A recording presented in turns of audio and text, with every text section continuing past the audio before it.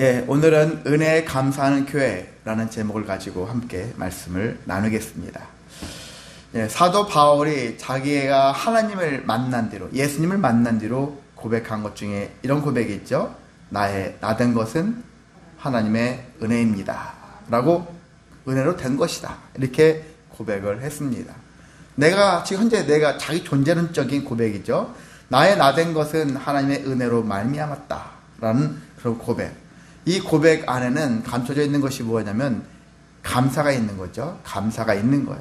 내가 이렇게 되어진 것은 하나님께서 은혜를 베풀어 주셨습니다. 그래서 하나님께 감사하는 것이죠. 그래서 이 바울에는 바울의 삶의 모든 것들을 관통하는 그런 중요한 키워드가 뭐냐면 은혜라는 거죠. 은혜로 살아간다. 그래서 은혜를 선포하는 거예요. 하나님의 은혜를 자기가 체험했는데 정말 죽을 수밖에 없는, 정말 자격 없는 이런 인생들이 다시 회복되어져서 살아갈 수 있게 된 것도 하나님의 은혜라는 것이죠. 그래서 그 은혜가 바울은 감사로 이어지게 되어졌고, 그래도 그 감사가 자기만 감사하는 게 아니라 모든 사람한테 이 감사를 할 수 있도록 해야 되겠다. 또 주장해야 되겠다. 그렇게 해서 나오게 된 게 범사에 감사하라. 데살로니가서 5장 18절에 범사에 감사하라.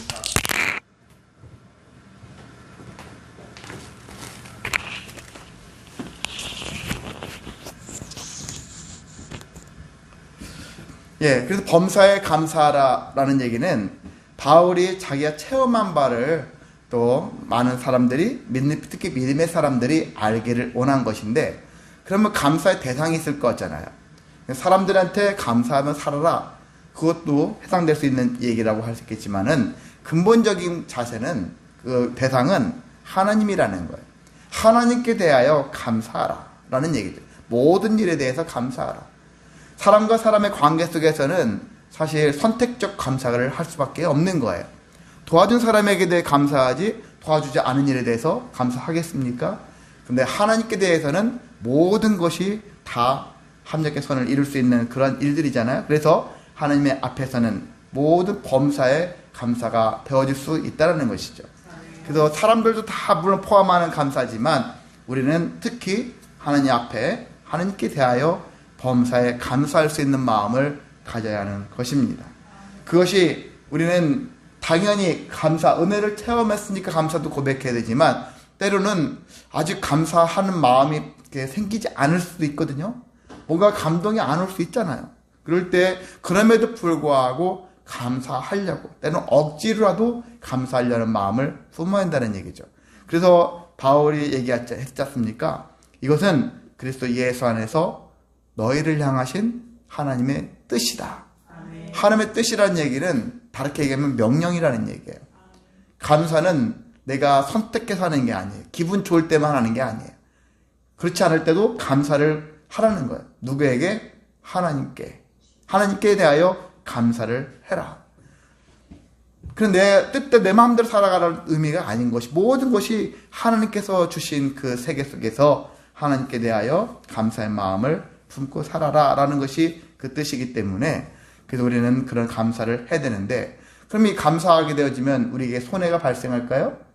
그렇지 않아요. 하나님께서 우리에게 명령했었을 때는 우리를 힘들게 귀찮게 하는 것 같이 보일 수는 있어요. 굳이 그것을 하셔서 왜 힘들게 하실까?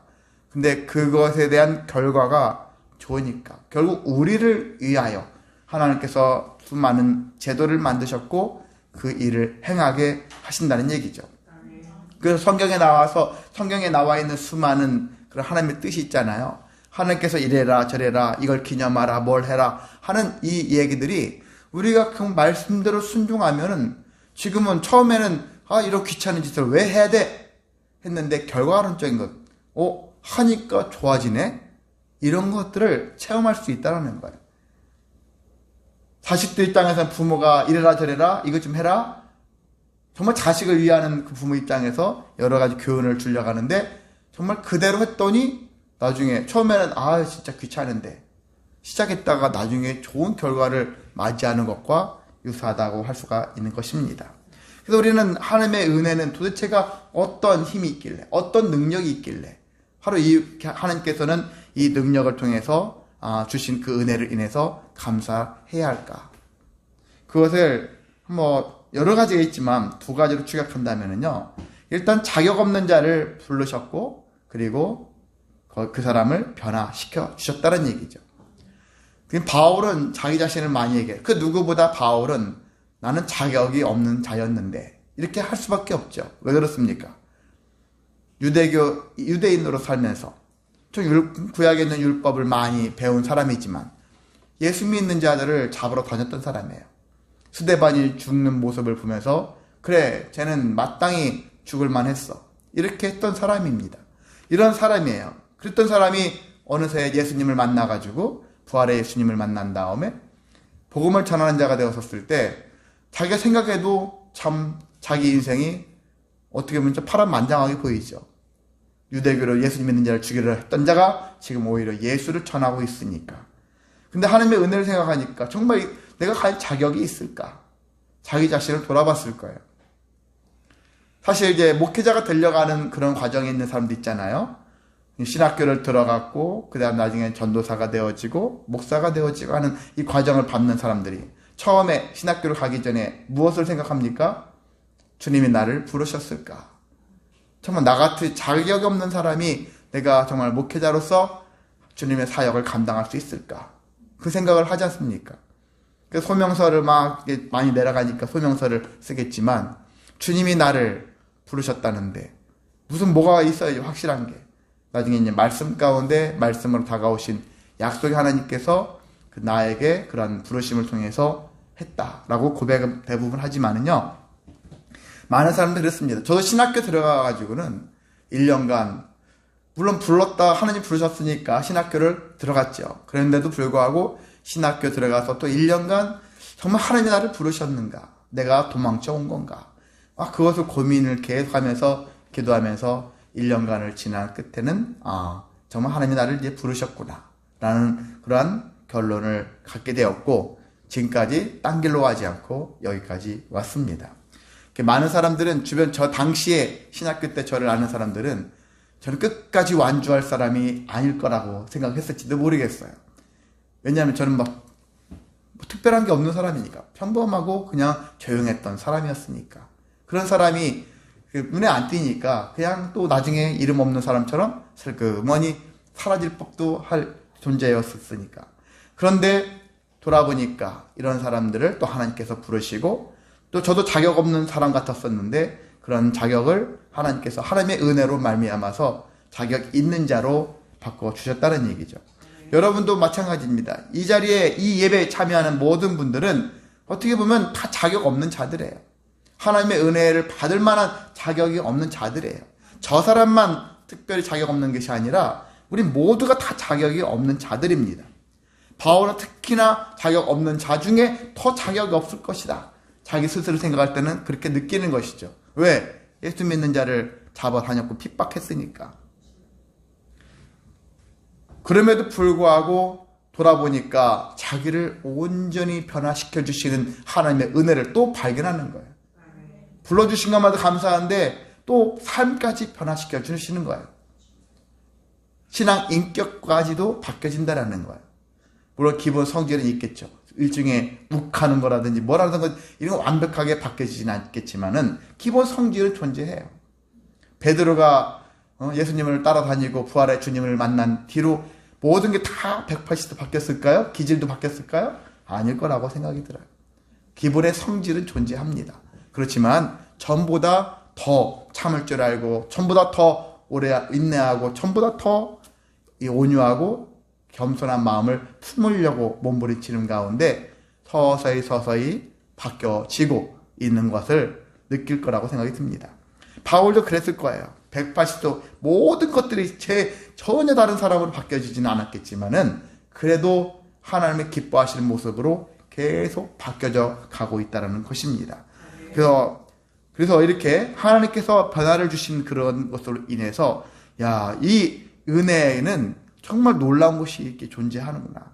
은혜는 자격 없는 자를 불러주시고 거기에다가 삶을 변화시켜주는 능력까지 있구나 라는 것들을 바울이 깨닫습니다. 자, 또한 은혜는 어떤 것이 또 있냐면은 과거에 얽매여 살지 않게 한다는 거예요. 어떤 사람 대화하다 보면은 자꾸 옛날 얘기를 꺼내요.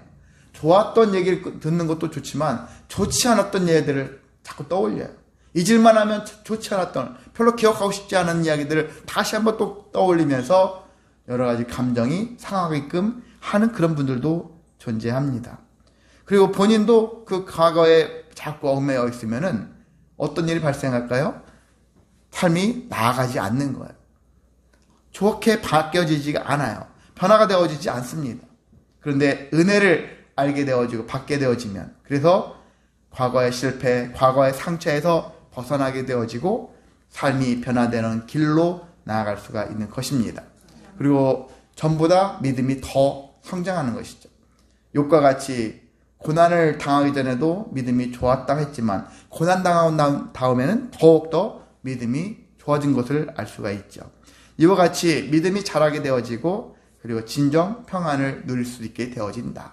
내가 비록 환경에서는 태풍과 같은 일들이 막 계속 몰아칠 수 있겠지만 그럼에도 마치 태풍의 눈 안에 있는 그와 같이 평안을 누릴 수 있는 그런 삶을 감당할 수가 있는 것입니다. 학생들도 그렇죠. 시험이라는 과중한 일들을 앞두고서 벌써부터 공부하기부터 지쳐서 하고 있지만은 좀 하나님의 은혜를 더 많이 얻게 되어지면은 그래요. 시험이라는 태풍이 몰아올지라도 내 마음은 평안하다. 나는 내 길만 가면 된다. 라는 마음을 가지고 임하면 되는 것과 같이 그런 삶을 누리기에 합당한 삶을 살아야 하는 것입니다. 그래서 이렇게 하나님의 은혜는 이런 능력을 가질 수가 있다. 그래서 감사할 수 있다라고 고백할 수가 있는 것입니다. 자, 두 번째는요. 하나님의 은혜는 형통에만 해당되는 게 아니거든요. 또 감사하는 것도 좋은 일이 있을 때만 감사하는 것이 아니죠. 자, 고난 중에도 하나님께서는 역사하시는구나. 그리고 그래서 우리가 끝까지 인내하면서 소망하며 살아갈 가치가 있구나. 버틸 수 있는 힘이 있구나. 라는 것들을 하나님의 은혜에서 발견할 수가 있는 것입니다. 바울은 앞서 말씀드린 것처럼 정말 복음을 이제 전하고 살았는데 복음을 전할 때 형통했느냐? 그렇지 않았어요. 바울을 따랐던 사람들도 많았지만 바울을 반대하고 바울을 죽이려고 했던 사람들도 많았어요. 실제 잡혀가지고 감옥에도 많이 갇혀봤고요. 그리고 정말 39대 매를 맞고 살점이 떨어져 나가는 그 고통을 느끼기도 했습니다. 이런 수많은 일들, 그리고 동료들한테도 여러 가지 배신도 많이 당하기도 했습니다. 그렇게 살아갔는데, 그런데 그런 수많은 고난 속에서 그가 무엇을 발견했을까? 내가 왜 이 길로 갔을까? 하면서 후회했을까요? 그게 아니죠. 후회하지 않고, 고난 속에서도 하나님의 은혜는 존재하는구나. 이것을 발견한 거예요.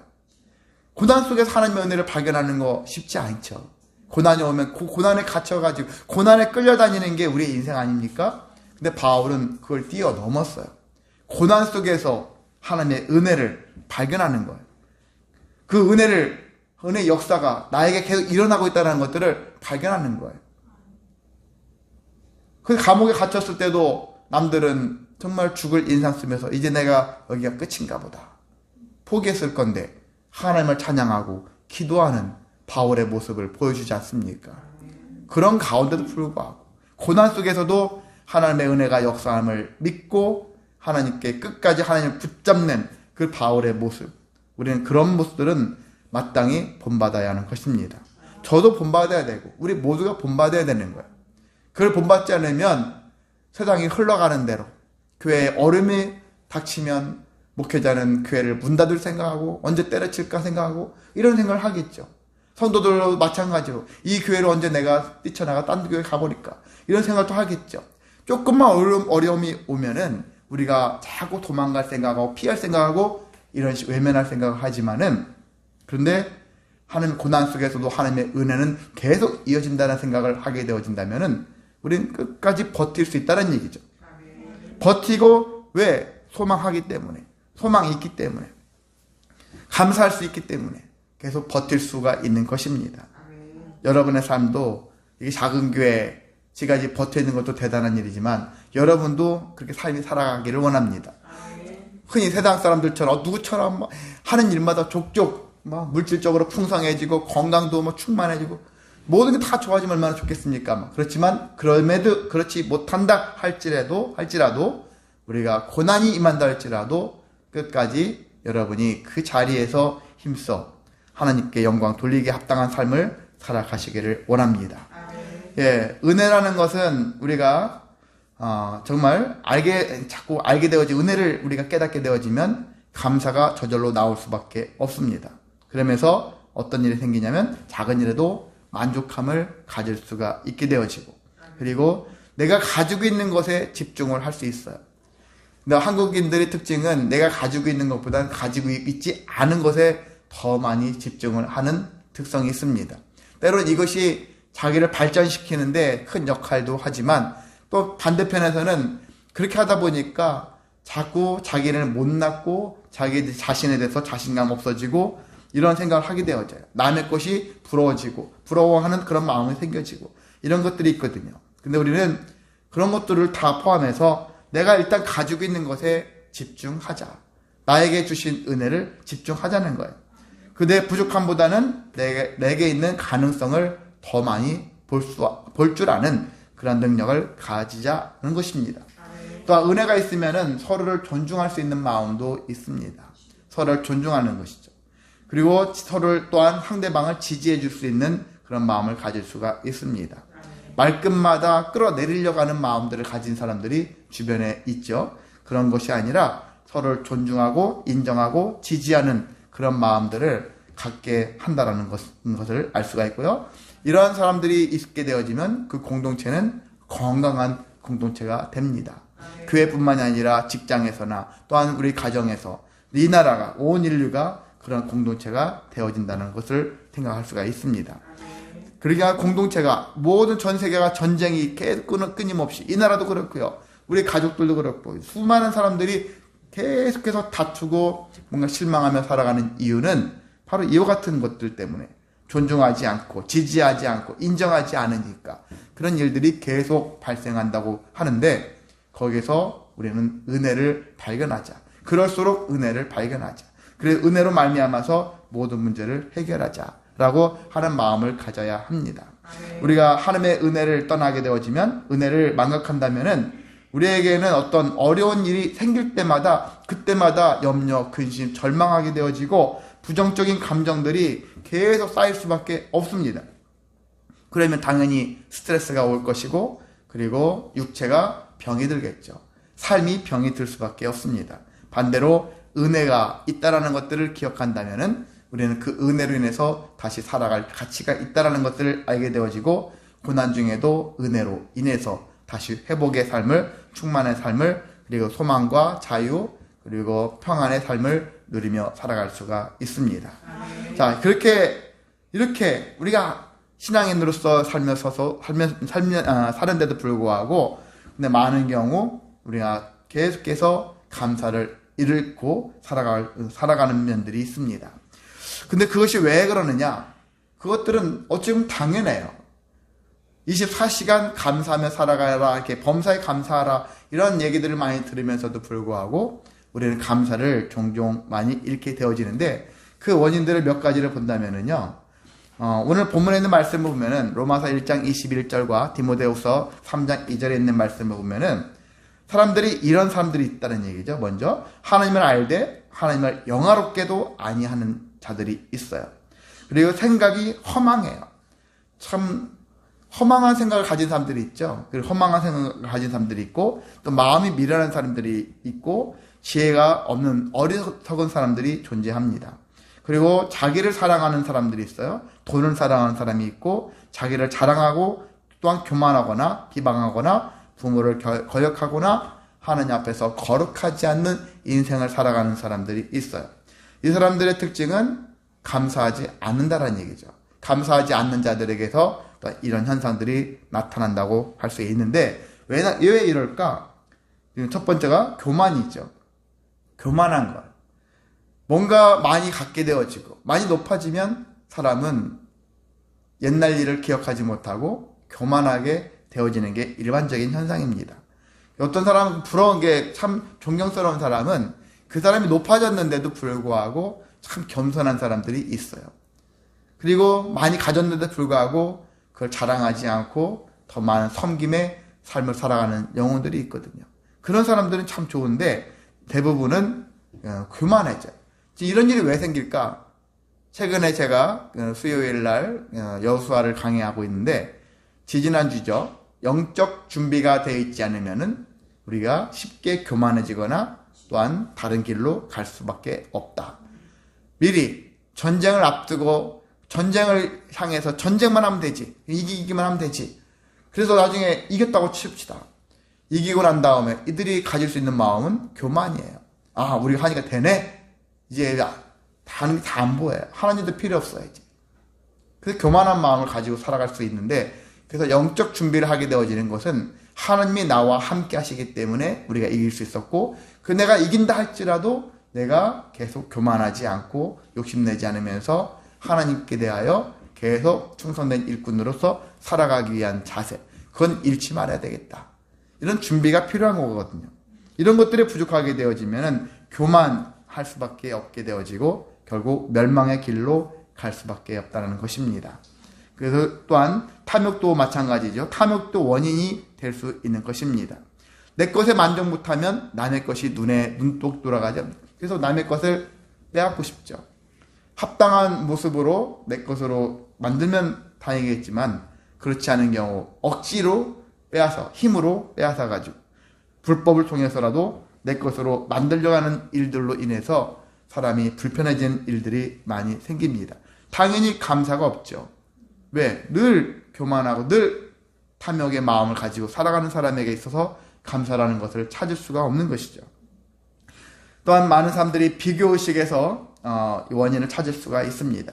비교가 많은 문제를 유발시킵니다. 나보다 저 사람이 더 많이 가지고 더 높아졌다면은 그걸 좋지 않게 보죠. 목회자도 또한 그렇습니다. 저 사람이 내 동기인데 나보다 더 잘 나가. 그러면은 저 동기를 지지해주고 인정해주고 세워주는 게 아니라 저 동기가 헌담할 수 있는 걸 꺼리를 찾아가지고 자꾸 깎아내리려고 하는 것도 목회자들에게 종종 나타나고 있는 현상이기도 하는 것처럼 비교의식이 의외로 많은 사람들에게 많이 깔려 있습니다. 그래서 비교하려고 하는 마음들이 생각이 들겠지만은 여러분 가능하면 비교하지 않기를 원합니다. 저 사람보다 그냥 잘했으면 잘한 걸 인정해주면 되는 거예요. 그렇게 잘 나가면 잘 나간 것을 지지해주면 됩니다. 그런 것 같이 그것을 인해서 내가 불편한 마음을 가지게 되어진다면 별로 하나님이 기뻐하실 모습이 되어지지 않아요. 감사가 당연히 있지 않게 되어집니다. 또한 우리가 열심히 살려고 하는데 너무 열심히 하려다 보니까 오히려 그게 나를 지치게 만들 수가 있어요. 학생들이 내가 열심히 해야지 그런 마음을 가지고 너무 처음부터 막 폭주하듯이 달려가면 시험을 앞두고 지쳐 쓰러지겠죠. 일꾼들 많은 사람들이 그래요. 많은 사람들이 너무 열심히 최선을 다해야지 이런 충성을 다해야지 그것도 정도가 있는 것이죠. 제가 예를 몇 번 얘기하지만 운동선수가 24시간 운동합니까? 결코 그렇지 않아요. 세계적인 선수라 해도 하루에 서너 시간밖에 운동을 안 해요. 그 이상 하면 몸이 축나요. 몸이 탈납니다. 최선을 다해라. 충성을 다해라. 죽도록 해라. 그렇게 해가지고 하루 종일 운동하는 것은 오히려 몸을 혹사시키는 거죠. 학생들도 그래 최선을 다해서 공부해야지. 24시간 잠 안 자가면서 마찬가지예요. 다 합당치 않은 거예요. 할 건 하면서 주어진 시간 안에서 자기 몸을 관리하면서 마음을 관리하면서 할 줄 알아야 되는 것이지. 지치게 하면 안 되는 것이죠. 목회자도 마찬가지죠. 교회에 왔는 성도들이 정말 제가 예전에 부교육자 때 많은 특히 권사님들을 정말 힘들어하더라고. 너무 일거리가 많아서. 가정생활도 해야 되고 직장도 일도 해야 되는데 교회 가서도 너무나 많은 일들로 그래서 지쳐 힘들다. 그런 얘기를 많이 합니다. 그런 얘기들을 하는데 우리가 지치지 않도록 그렇게 해야 돼요. 어려운 일들이 계속해서 이어지면은 그것 때문에도 많은 감사가 또한 사라질 수가 있습니다. 그래서 우리는 그걸 조절해야 돼요. 목사님이 시켰으니까 말씀대로 순종해야지. 몸이 축나는데도 불구하고 순종하는 것은 저는 제가 목사이지만 합당치 않다고 생각이 들어요. 자기 자신의 한계를 어느 정도 알고 때로는 극복해보자 하는 마음을 가지고 임할 수도 있지만 그건 어쩌다가 단일 사건이 있겠지만 그걸 평생을 그렇게 하게 되어지면 자기 몸이 얼마나 지금 병들어 있을까, 그걸 한번 돌아보자는 얘기입니다. 그래서 누가 알아서 해주는 게 아니라 자기 자신이 봤을 때 내 상황이 이거밖에 되지 않구나, 스스로가 잘 판단해서 저는 이 정도까지만, 아니면 여기까지만 해야 될 것 같습니다, 그렇게 얘기하는 것도 지혜로운 마음이라고 할 수가 있습니다. 자, 그래야지만이 더 기뻐하는 것이죠. 예배하러 온 것이지 막 몸이 축나도록 일하러 온 건 아니잖아요, 교회 예배당에. 그래서 이 예배가 중심이고 예배가 핵심이니까 기쁜 마음으로, 즐거움으로, 감사한 마음으로 예배하기에 합당한 모습으로 자기의 몸과 마음을 그렇게 관리를 해야 할 필요가 있는 것입니다. 또 한 가지, 우리가 익숙한 것이죠.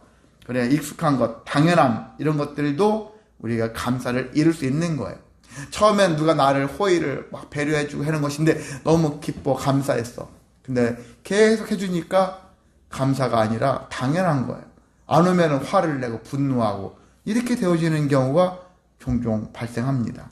그래서 우리는 그렇게 끝까지 나를 섬겨준 사람이 있다면은 당연한 것이 아니고 그게 익숙해지면 안 되고 날마다 감사할 수 있는 마음을 가져야 하는 것입니다. 이렇게 우리는 우리 안에 이게 다 외부에서 온 거냐? 그게 아니에요. 내부에, 내부. 우리 안에 있는 것들. 교만, 탐욕, 비교의식, 지친, 이런 것들, 힘든 일들. 누가 그렇게 하라겠습니까? 남들이 그러잖아요. 누가 익숙해지는 것, 당연한 것, 이런 것들이 다 내부 안에서 나를 병들게 하는 것들입니다. 나를 불안을 일으키고 염려하게 만들고 절망하게 만들고 그래서 무너지게 만드는 요소라고 할 수가 있습니다. 그것을 여러분이 잘 이겨내시기를 원합니다. 잘 대응해서 지혜롭게 처신하기를 원합니다. 그래야지 우리가 감사를 다시 회복할 수가 있는 것입니다. 자, 감사를 잃으면 어떻게 됩니까? 그래서 지금 앞에 나온 얘기들 다 종합해 본다면 감사를 잃으면 일단 정신, 영혼이 무거워질 수밖에 없어요. 영혼이 무거워지죠. 그걸 어떻게 느낍니까? 목이 뻣뻣해지고 어깨, 등짝이 다 늘 담이 걸린 것 같이 살아가는 거예요. 등이 담이 자주 생기는 이유는 특별히 내가 심한 운동하지 않고 일을 하지 않았음에도 불구하고 등에 담이 생긴다면 그 사람이 최근 뭔가 고민거리가 많은 거예요. 염려, 근심, 절망스러운 일을 많이 경험하잖아요. 스트레스가 많아지면은 등에 담이 자주 옵니다. 그래서 이런 것들이 곧 몸으로 표현되어지는 것인데 내 영혼이 지금 너무나도 심란하다, 혼란스럽다, 무겁다, 삶이 괴로운 거예요. 당연히 원망, 불평, 스트레스 이런 부분들이 생겨지면 육체적으로도 건강이 좋지 않게 되어집니다. 그래서 자기 자신이 부족한 것을 느껴지게 되어지고 행복함이 아니라 나는 불행하다, 이런 마음을 가지고 살아가는 것이 인생들의 모습입니다. 근데 가장 중요한 것은 하나님께 더 가까이 나아가려고 하지 않는다라는 거예요. 하나님과 동행하려고 하는 마음까지도 없어진다는 얘기예요. 하나님과 친밀감이 떨어지면은 무슨 일이 생깁니까?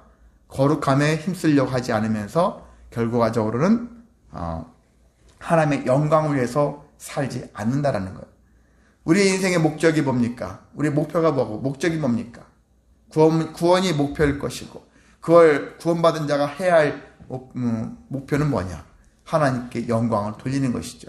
하나님께 영광을 돌린다는 건 말이 어렵지, 쉽게 얘기하면 하나님께 감사를 돌리는 거예요. 하나님 감사합니다, 고백하는 거예요. 그걸 원하시는 것이죠. 하나님께 영광 돌리는 삶, 감사를 고백하는 것이죠. 자, 그래도 우리는 신앙에는 감사를 잃지 않게 해서 여러 가지 방법들이 있겠지만 사람마다 다 여러 가지 방법이 있지만 우리가 기본적으로는 날마다 감사 기도를 하라는 것이죠. 고백해야 되죠. 고백. 적어도 식사 시간이라도 감사 고백하는 것이죠. 가장 가까운 거, 쉬운 것부터 고백하면서 이제 모든 삶을 다 고백하는 것이죠. 모든 일에 대해서 내가 원치 않는 일에 대해서도 감사를 한번 고백하는 것이죠. 좋은 일에만 감사가 아니라 원치 않는 일이 있음에도 불구하고 일이 이렇게 이 모양까지 된 것까지도 감사할 수 있는 그런 고백이 우리에게 있기를 원합니다. 그래서 모든 것이 다 감사가 되어지면, 그리고 또 공동체와 함께 감사를 고백하게 되어지면 우리가 계속 감사가 삶이 되어지고 그래서 감사를 잃지 않는 그런 인생을 살게 될 수 있습니다. 자, 하나님의 은혜는 옛날 사건으로 끝난 게 아니에요. 나는 은혜를 받았던 사람이었어 라고 하면 안 되겠죠. 은혜는 계속되는 거예요. 거기서 출발해서 지금까지 과정을 계속 밟고 있습니다. 은혜 과정은, 여정은 계속 이루어지고 있고요. 그 은혜 안에는 하나님의 능력이 충만하다. 그 은혜를 여러분이 그래서 체험해야 됩니다. 하나님께서 주신 은혜를 기억해야 되고, 그리고 낙심, 절망 이런 것들이 우리에게 자꾸 찾아오고 나를 두드리지만 우리는 소망을 붙잡는 데 힘써야 하는 것입니다. 그리고 감사하며 살아가야 하는 것입니다. 그렇게 할 때 우리는 은혜의 감사함으로 인해서 내 인생이 변화되어지고, 그리고 가정과 일터 모든 삶이 하나님의 은혜로 다시 충만함을 누리면서 모든 자들과 더불어서 화평을 이루며 자유하며 소망하며 살아갈 수가 있습니다. 그런 인생 되시기를 주님의 이름으로 소망하고 축복합니다. 찬송가 310장 하겠습니다. 아, 하나님의 은혜로.